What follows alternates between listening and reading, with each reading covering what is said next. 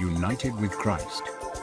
Meet local churches with open doors, serving throughout the Border Valley community and sharing the truth and hope of God's love and salvation. A presentation of Life Christian Broadcasting Television. And now, United with Christ.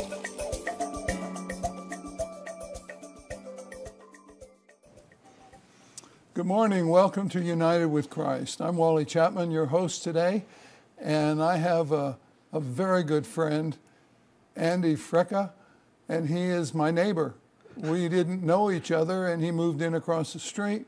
We started visiting and found out that he's a believer in Christ. He loves the Lord, and he has spent over 20 years in Russia as a missionary, and I'd been to Ukraine and Russia when the wall fell. And so we kind of had a common bond to start with, didn't we? Yeah. And go ahead. Yes. So I think the moral of the story is if you want to get on TV, you have to move in across the street from Wally Chapman. Yeah, right. Well, it worked this time anyway. Yeah. We're really glad that you're here. Tell us a little bit about yourself. How long were you a Christian? Were you a young person? And how did God lead you? Yeah, so I grew up in a Christian family, grew up in Ohio, very far away from El Paso. Came to the Lord, believe it or not, when I was 5 years old. Really? At a backyard Bible club. So for those folks who are doing vacation Bible school, keep on keeping on, because it absolutely is one of the most significant, most effective ministries that there is, I believe. And I remember being there at 5 years old in someone's backyard, and they were telling me that I was guilty of sin, and I really believed it, and I needed Jesus. And there I was at the age of 5, giving my life to the Lord. Wow, and then you just kept going on and growing in your faith, huh? Well, you know, I did have teenage years, and they were interesting, but it was when I was 17, I decided that I was going to go become a drifter. I was going to find myself. Sounded Okay. really deep and serious and important. And at that time, I was given a book about hearing the voice of God, and I had never seen anything like this before. And so I thought, well, I'll give this a try, because I've been told about this missionary training school, and it was kind of in the back of my mind. And so I said, okay, God, if you want to speak to me, and I just want to say that this is the only time this has ever worked in my life.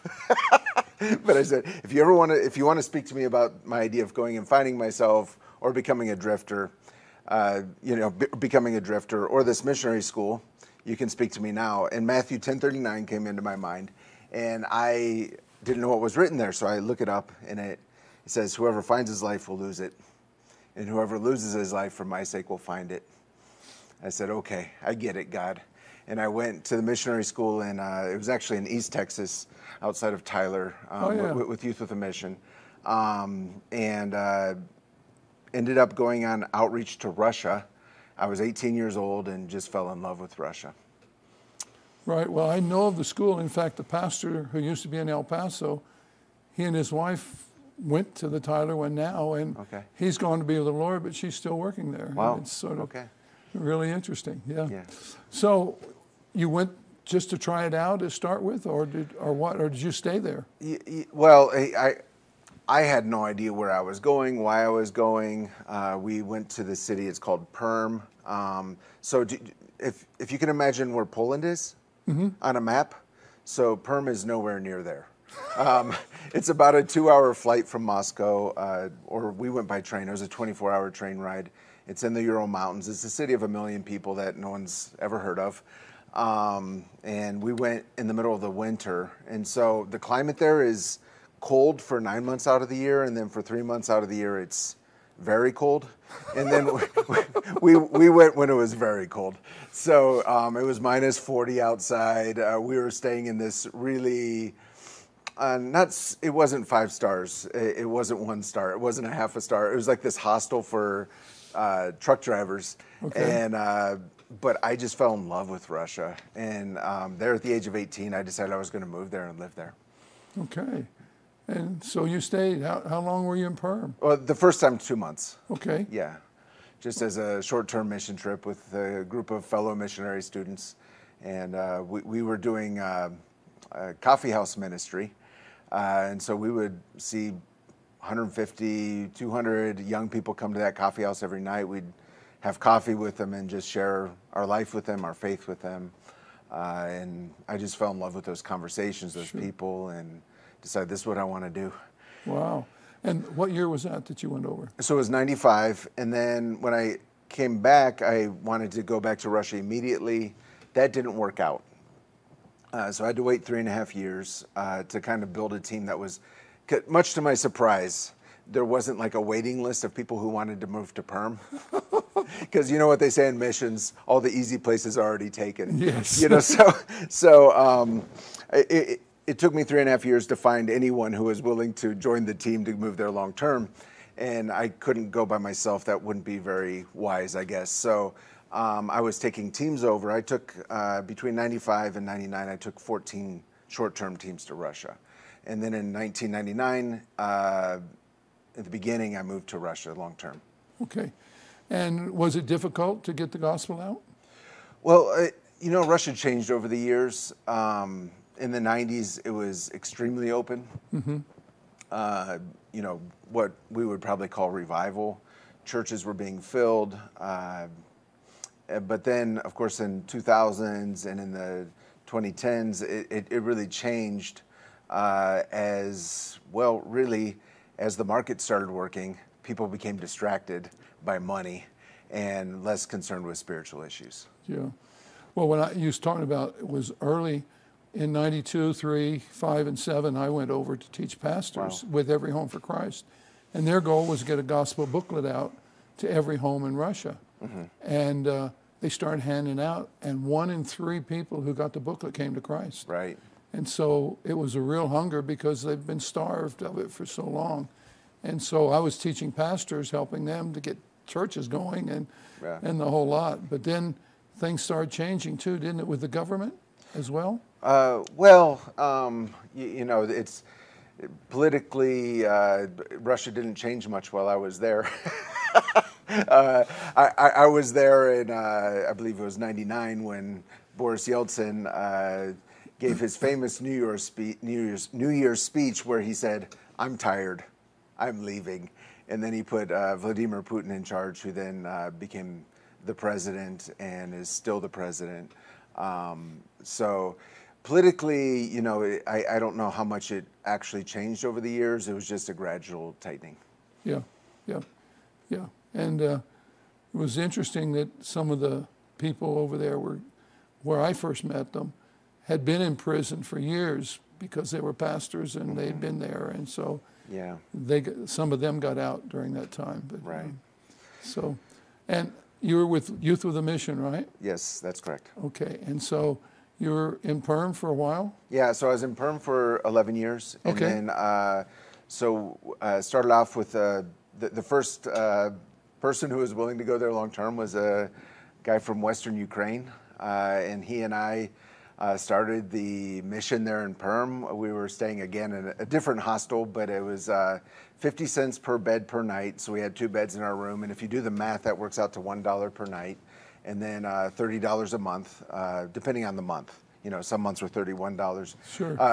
And then in February, that was a good month because it was only 28.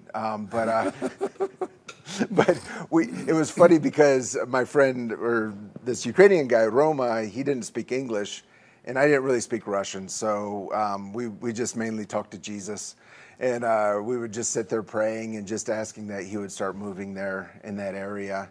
And a funny story is we didn't have enough money for the room. We didn't have $1 a night. Because we were spending all our money on food, on ramen noodles. And so this is very early on in my missionary career. And I was with YWAM. And I don't know if you know what YWAM stands for. It's Youth with a Mission, right? It's Youth Without Any Money. Oh. So that's what we were in. And so I went to the head of this hostel. And I told her, and I'm very ashamed of this, of course. But I said, you know how there's a new ATM machine in town? She said, yes, I've heard of it. There were 2 in the city of 1 million people, 2 ATM machines. I said, I went to the ATM machine and I put my card in and I put my code in and no money came out. And so would it be okay if when I go and the money comes out, then I'll pay for our room? And she said, sure, that'll be okay. What I didn't explain to her is that no money came out because there was no money in my account. So it was a kind of a fun and wild time. But the Lord, really blessed that ministry. We were doing prison ministry in orphanages, children at risk, street children. We planting churches in places where there were no churches. We had a team that was in a region that was very difficult to get to the homes, to the villages, because of the road situation. They went to over 2,000 homes and gave a Bible in every home and preached the gospel in every home. And we had a staff of about 30 people. And wow. We were just doing a lot of different ministry. And then the Lord began speaking to me about not getting comfortable, because I was so comfortable in Perm. And the city that he pointed out was the one city I always swore we'd never go to, but Moscow. And so we ended up going to Moscow, and we were there for 12 years. Yeah. Yeah, it's like me. I never wanted to go to the Eastern Bloc anywhere. I said, never go. And then when the wall came down, they said, would you go and teach? And you just listen and go, don't Right. you? If you start evaluating everything, Yeah. you'll never do anything. Yes. Yeah. Yeah. So you're there 12 years. And Yeah, in Moscow. 11, Yeah. 12, yeah. Yeah. And what changed there? In Moscow, so we were doing a lot of different things. We were working to get girls out of the human trafficking. We had a ministry to gypsies, which was wild and a lot of fun, and saw many of them come to Christ. And then I was also working on starting just ministries all over Russia as well. So that's what we're doing in Moscow. And then I really felt that I should go into business to kind of reach different parts of society that you can't reach kind of with traditional missionary work. And so I had a real estate agency in Moscow that I was running, and then little trucking business. And I was actually on political talk shows in Russia. Really? On the main TV channels. So I would be the American punching bag. One of the shows was live for 3 hours every afternoon, and it was wild. But every now and then I get a chance to say something that I thought was important for the audience to hear. And we had also my wife and I, we had a farm outside of Moscow, quail, chicken, poultry, and I was a host for a TV prank show. Really? Yeah, on one of Moscow's main channels. So I did 29 episodes of pranks. But it was actually a lot of fun because I got to meet all kinds of people and just kind of be a part of their lives, that people who would never darken the door of a church. Yep, yep.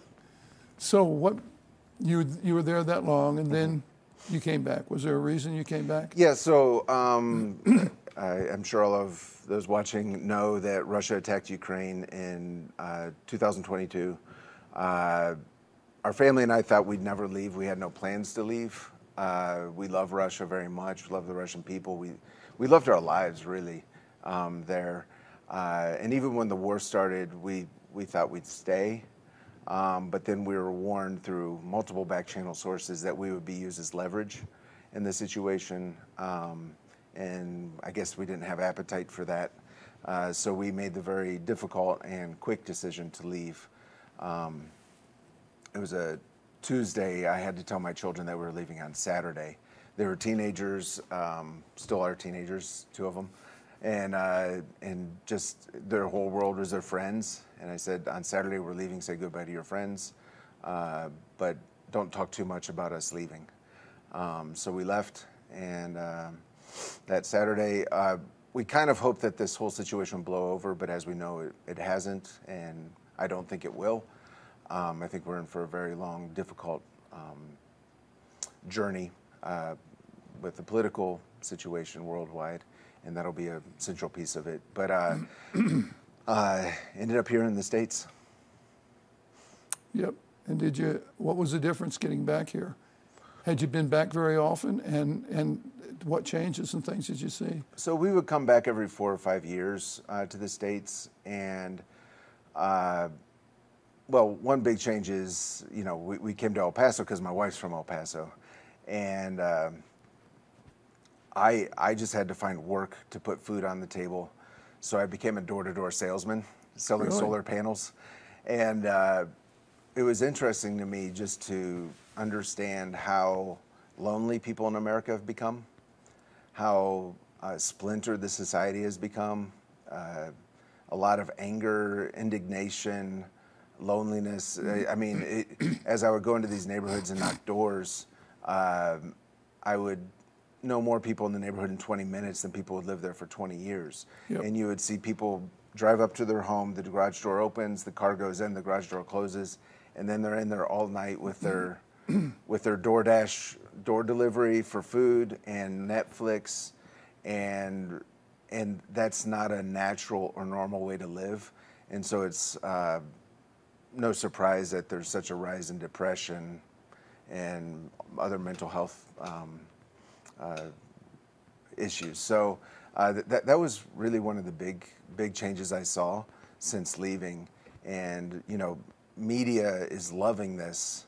The media in America, they would love nothing more than for every person in every home to be in their own room with their own device watching a different program or different show. And so it's really important for us as the church, or for us as Christian media, to look at how we can bring people together in real life. Yep.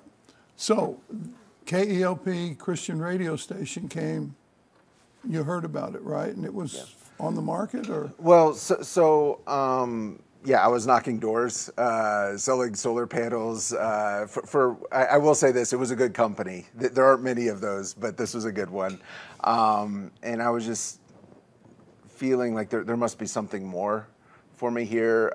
Probably during the year and a half of knocking doors, I needed an attitude adjustment. I needed pruning, as we say in the church. So I was going through that. But my wife had received the scripture. It's Jeremiah 29. It says, when you come to the city that you've been exiled to, and that really spoke to me because I felt like this was not my choice to be here, in El Paso. It says, when you come to the city you've been exiled to, plant gardens, build houses, give your sons and daughters in marriage. And so kind of what I got for myself in that is that sometimes you end up in a situation you didn't ask for, and you're going to be in that situation long term. So invest in that situation. Sure. Don't just do your time. And as a matter of fact, I see a lot of people in El Paso who are just doing their time. Yep. Even a lot of people in the church, and we need to be absolutely, for every day God gives us on earth or in this community, we need to be investing in where we're at. And so we had bought a house, which was a miracle. After we'd lost everything when we left Russia. Our daughter got married. We planted a couple trees in the backyard. So we did everything in that first verse. And then the next verse says, and seek the welfare of that city and pray the Lord on its behalf, because the welfare of that city is your welfare. And I was just praying, like, how could I seek the welfare of El Paso? And I knew that KELP, the Christian radio station here in El Paso, was kind of looking for who would take over, take it on to the next season. And because I'd done some media work in the past, I was kind of like, I didn't know of a better way I could invest and seek the welfare of El Paso and the borderland community than taking on that project.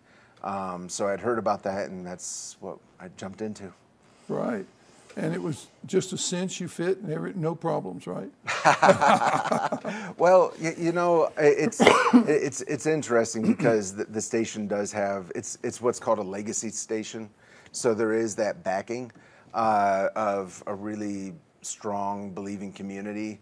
But I think the church in El Paso in general has become too content with where we're at. When you look at the city, and less than 6% of the population is at church on Sunday, including the Catholic Church. I'm not making a differentiation here. Less than 6% of the population is attending church. We go to our own church on Sunday and assume everyone else is doing that. Well, they're not. As a matter of fact, they're dying without Christ. Mm-hmm. And are we okay with that, or are we going to try to reach more of our community? And so that's kind of been the challenge of KELP, is how can we engage a wider audience without compromising on any point of truth, but how can we engage that wider audience and point them towards Christ? Sure.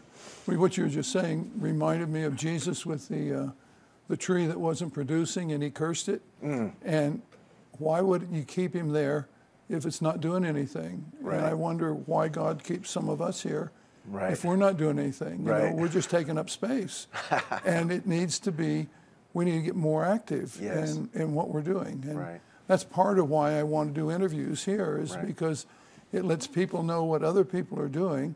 Yeah. And that we can all do something, even in our retirement and our old age. Yeah, yeah, and I mean, as a matter of fact, when I look at the situation in El Paso or in America, you don't have to go out and start a ministry.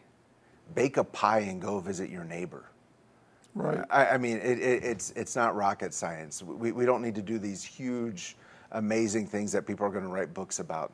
Just do the simple relationship building with your neighbors, Right. who are right there. And they're so lonely. They're waiting to meet someone. I don't know how many people Rachel, my wife, and I have had in our home over these past couple of years who come in and they say, I can't remember the last time I met with someone in their home.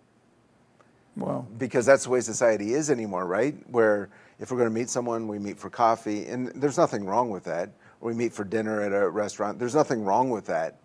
But are we really allowing people into our lives? Yeah. And home visitation for pastors Yes. has virtually disappeared. We do it online, we do it on phones, we do this, but being there with someone, and yet that's the thing you change. I remember being in a hospital with a guy who's having back surgery, and I sat with his wife, and they said it'll be 4 hours. Well, 5 hours came, 6 hours came, 8 hours came, and then finally they came out and said, everything's good, we just had some problems. I could never do anything wrong with this man again because I stayed with his wife. Right, right. And we don't realize how much just investing our time with people makes. Right. Yeah, I think the other thing is, you know, I lived in Moscow. Moscow's a metro area of 20 million people. It is very much push, push, push. It's very much about money. Came here to El Paso. What I would say to the people in El Paso is, you're not as busy as you think you are. You have time for other people in your life. Yeah. We need to throw the word mañana out. Yeah. And not do it all the time. Oh, Right. I'll do it tomorrow, or Yeah. I'll go there. And we've just become real lazy. And this culture tends to lead you that way. Right. All you have to do is go have a good meal of Mexican food, and next thing you want to do is sleep. Yes. Well, there's some truth to it, you know. Yes. Well, we've only got 4 minutes left, so who says time doesn't fly, right? Anything special you'd like to share with the city about the station? Yeah, Or about anything? So we are KELP. You can find more about what we're doing at KELPradio.com.